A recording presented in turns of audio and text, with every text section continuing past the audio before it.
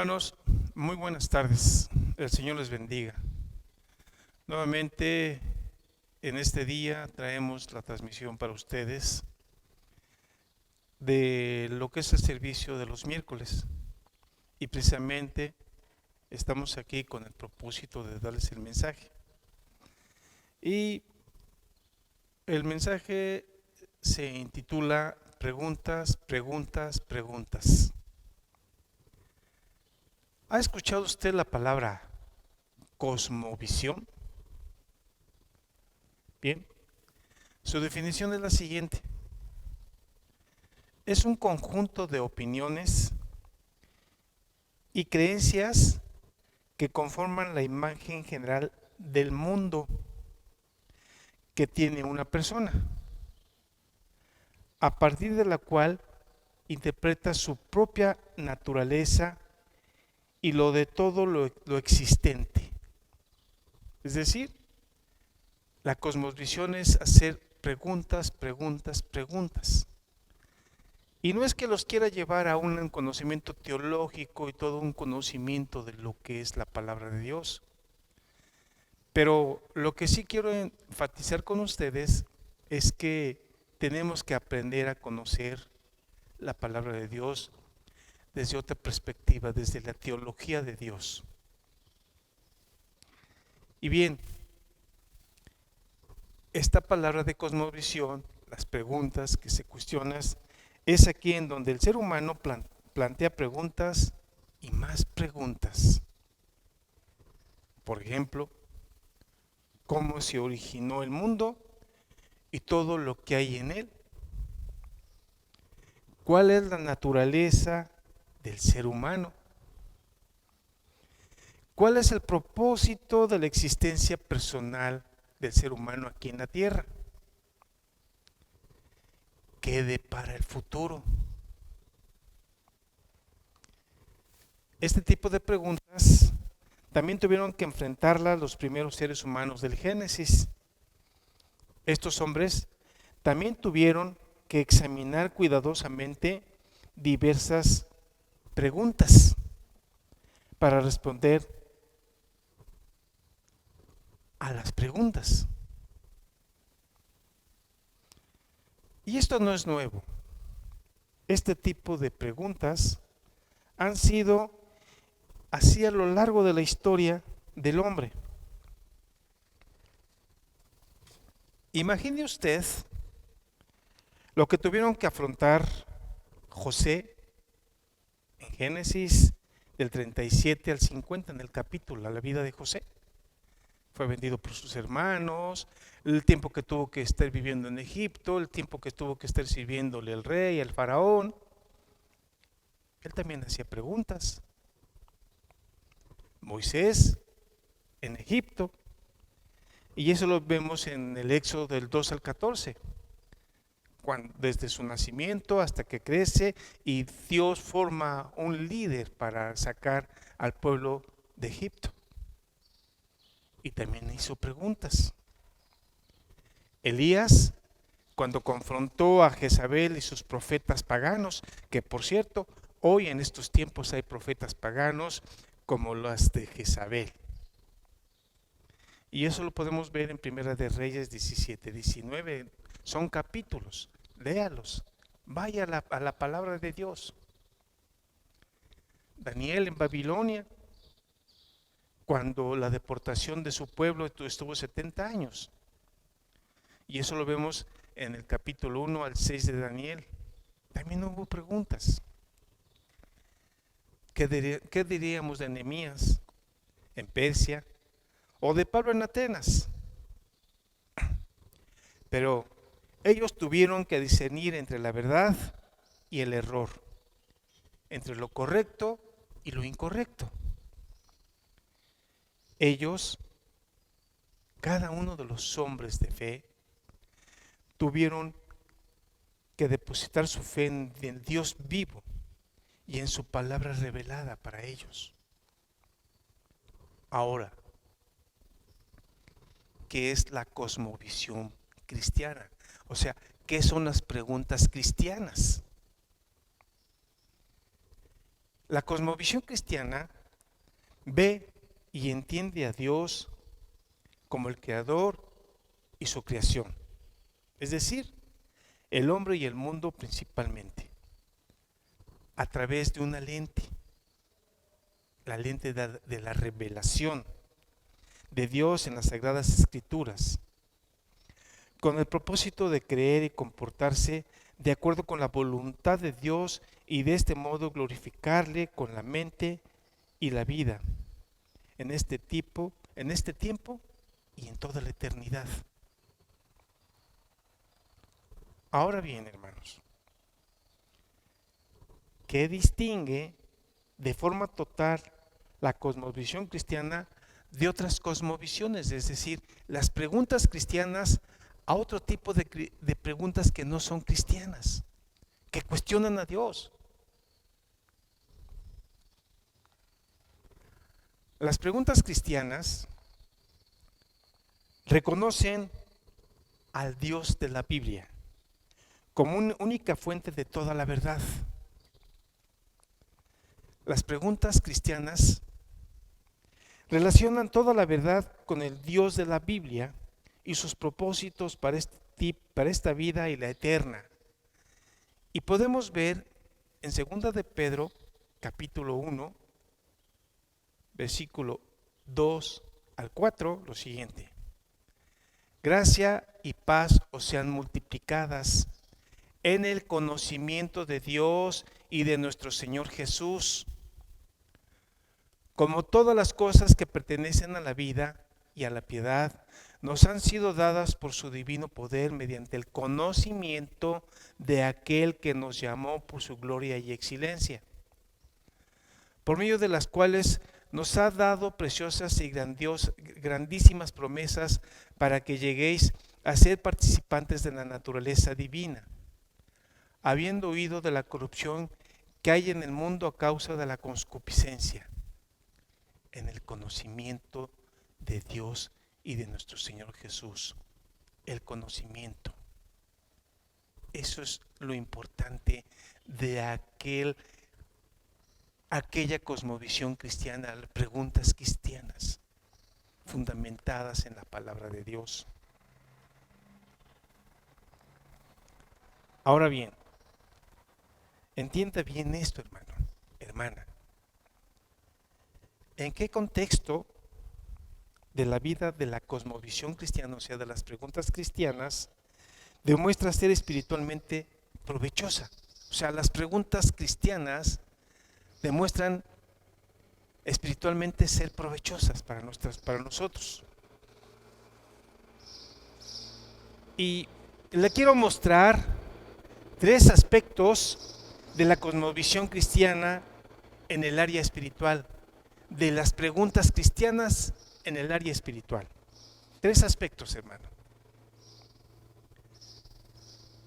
Las preguntas cristianas o la cosmovisión cristiana pide la dirección de Dios en el conocimiento profundo de alguna materia de teología, o sea, el estudio de Dios, adquirida mediante el estudio directo de textos y fuentes relacionadas con la Biblia, cuya única fuente de verdad y realidad son las Sagradas Escrituras. ¿Y qué nos dice 2 de Timoteo? Por eso es importante. 3:16. Toda la escritura es inspirada por Dios y útil para enseñar. Quiero entrecomillar esto, enseñar, para redarguir, para corregir, para instruir en justicia, a fin de que el hombre de Dios sea perfecto. Quiero entrecomillar también esto. Enteramente preparado para toda buena obra. Útil para enseñar, para que el hombre de Dios sea perfecto. Y si usted entiende esta parte, cuando usted todo lo que tiene que preguntar, todo lo que tiene que cuestionar a Dios, lo basa en la palabra, Dios le va a dar, revelar las cosas. Un segundo aspecto que quiero mostrarles sobre lo que es las preguntas cristianas o la cosmovisión. Tenemos que irnos familiarizando con esta palabra cosmovisión, preguntas. La cosmovisión cristiana debe usarse como herramienta fundamental en la evangelización para responder a preguntas de los incrédulos y entender que en el área de la evangelización, quien tiene el poder para llevar a las personas a la salvación es la palabra de Dios, no es el hombre, es la palabra de Dios. Pero es importante que tenemos que tener una evangelización bien fundamentada, bien preparada. No podemos ser como los testigos de Jehová que nada más se aprenden 1 o 2 versículos y después cuando los empiezan a rodear ya no pueden, se salen de su confort y tienen que ir a traer al anciano para responder las preguntas que le cuestionan las personas que van de casa en casa. Por eso es importante la cosmovisión cristiana, un entendimiento de la palabra de Dios, y quien va a llevar a la salvación a las personas es la palabra de Dios. Y quiero que vayamos a Romanos 1 del 16 al 17.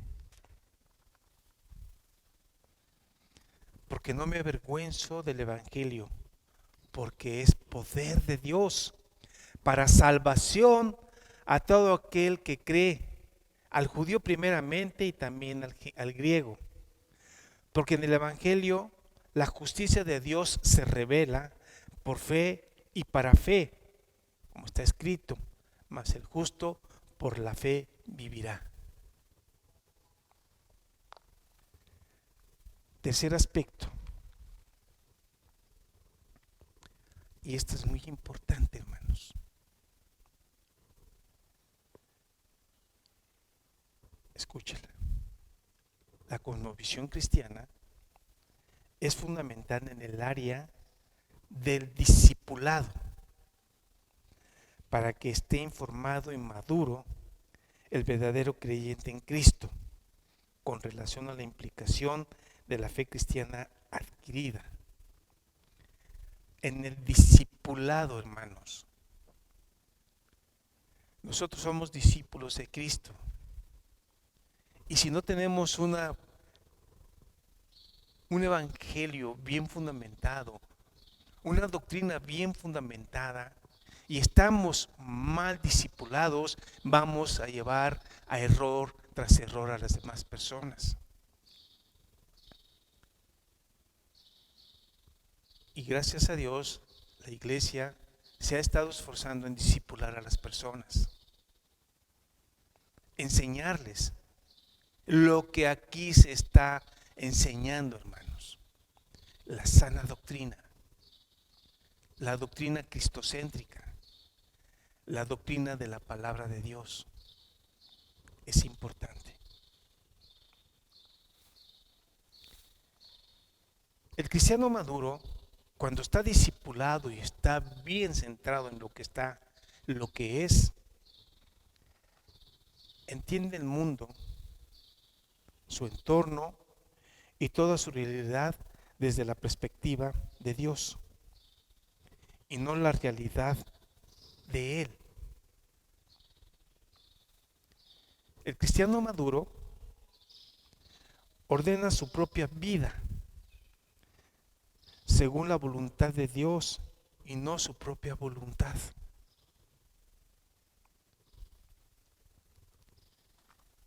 Y quiero que me acompañe a Jeremías 9, 23 y 24. Así dijo Jehová: no se alabe el sabio en su sabiduría, ni en su valentía se alabe el valiente, ni el rico se alabe en sus riquezas. Mas alábese en esto el que se hubiere alabar de alabar, en entenderme y en conocerme que yo soy Jehová, que hago misericordia, juicio y justicia en la tierra, porque estas cosas quiero, dice Jehová. El hecho de usted ser discipulado y conocer la palabra de Dios no lo hace más sabio. Tiene que aprender a someterse a la voluntad de Dios. No es su conocimiento, es el conocimiento de Dios.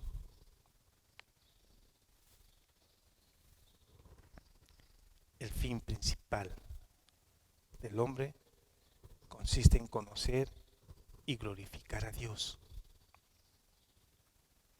Pero a pesar de esto, el conocimiento de Dios es imposible sin la cosmovisión cristiana. Quiero terminar con estos, hermanos.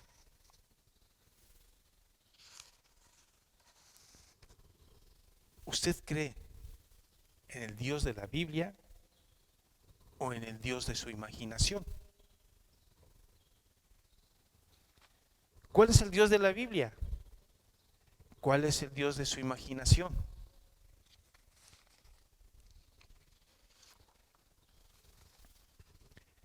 El Dios de la Biblia es en donde la teología correcta dice: Dios no tiene por qué prosperarme. Dios tiene que corregirme porque he estado en transgresión de pecados. Dios ya mandó a su Hijo a salvarme. Y acompáñenme a Hebreos 12 del 6 al 14. Este libro es muy hermoso y tiene muchas cosas para nosotros. Porque el Señor al que ama disciplina y azota a todo al que él recibe por hijo. Si soportáis la disciplina, Dios os tratará como a hijos, porque ¿qué hijo es aquel a quien el Padre no disciplina? Pero si se os deja sin disciplina, de la cual todos han sido participantes, en todos sois bastardos y no hijos. Por otra parte, tuvimos a nuestros padres terrenales que nos disciplinaban y los venerábamos. ¿Por qué no obedeceremos mucho mejor al Padre de los Espíritus y viviremos? Y aquellos ciertamente por pocos días nos disciplinaban, como a ellos les parecía. Pero para lo que nos es provechoso, para que participemos de su santidad, la disciplina de Dios. Es verdad que ninguna disciplina al presente parece ser causa de gozo, sino de tristeza, pero después da fruto apacible de justicia a los que en ellas han sido ejercitados. Por lo cual, levantad las manos caídas y las rodillas paralizadas, y haced sendas derechas para vuestros pies, para que lo cojo no se salga del camino, sino que sea sanado. Seguid la paz y con todos, y la santidad, sin la cual nadie verá al Señor. Ese es el Dios de la Biblia. Ese es el Dios que hablamos. ¿Es un Dios malo? No, es un Dios amoroso. Ese es el Dios amoroso que conocemos. Ahora, todos los que vienen a Cristo con arrepentimiento y fe, Él salva. El Dios de la Biblia manifiesta la gloria de Dios y el avance de su reino. Es un Dios que ama la justicia, manifiesta su soberanía y su santidad en todo creyente. Ahora, el Dios de su imaginación, quiero mostrarle la otra parte. Es el Dios que se puede manipular, que satisface su vientre, que anuncian los falsos maestros, como hay muchos en estos tiempos. El Dios al que le exiges, al Dios al que le decretas, al Dios al que le reclamas. Muchos todavía tienen ese Dios en las iglesias. Decrétalo, reclámale, exígele. Ese es el Dios de su imaginación. Y que en muchos tiempos, hoy por hoy, están vivos. ¿Cuál prefiere? ¿El Dios de la Biblia o el Dios de su imaginación? Usted decida. El Dios de su imaginación, en términos más sencillos, es el Dios de la prosperidad. Pero quiero que me acompañe Romanos 1, 29, 31 y Romanos 3, del 13 al 18. Romanos capítulo 1, versículo 29 y 30 al 31. Y estos falsos maestros, estas personas que hablan de la prosperidad, fíjese lo que son. Estando atestados de toda injusticia, fornicación, perversidad, avaricia, maldad, llenos de envidia, homicidios, contiendas, engaños y malignidades, murmuradores, detractores, aborrecedores de Dios, injuriosos, soberbios, altivos, inventores de males, desobedientes a los padres, necios, desleales, sin afecto natural, implacables, sin misericordia. ¿Seguimos? Romanos capítulo 3, del 13 al 18. Sepulcro abierto es su garganta, con su lengua engañan. Veneno de ásperes hay debajo de sus labios. Su boca está llena de maldición y de amargura. Sus pies se apresuran para derramar sangre. Quebranto y desventura hay en sus caminos. Y no conocieron la paz. No hay temor de Dios delante de sus ojos. Ese es el Dios de la imaginación. Por eso es importante, hermanos, que entendamos las preguntas, la cosmovisión que hagamos a Dios, sean con reverencia, sean con respeto. Y la respuesta que recibamos va a venir de lo divino, de lo alto. Y vamos a entender muchas cosas. Esa es la importancia del poder entender qué es el Dios de la Biblia. Preguntas, preguntas, preguntas. Que sea Dios en medio de nosotros, hermanos. Oremos. Dios Todopoderoso, Creador del cielo y de la tierra, Dios bueno, Dios de misericordia. Ninguna pregunta que planteemos estará fuera de contexto de lo que tú tienes en tu sagrado libro, Señor amado. Danos la sabiduría, danos el conocimiento de lo alto, mi Señor y mi Dios, para que tú seas manifestado en nuestras vidas y podamos caminar de acuerdo a tu voluntad. Podamos ser discípulos enseñados por ti en tu bendita palabra, Padre Celestial. Te doy gracias en tu nombre, que es por sobre todo el nombre de Cristo Jesús.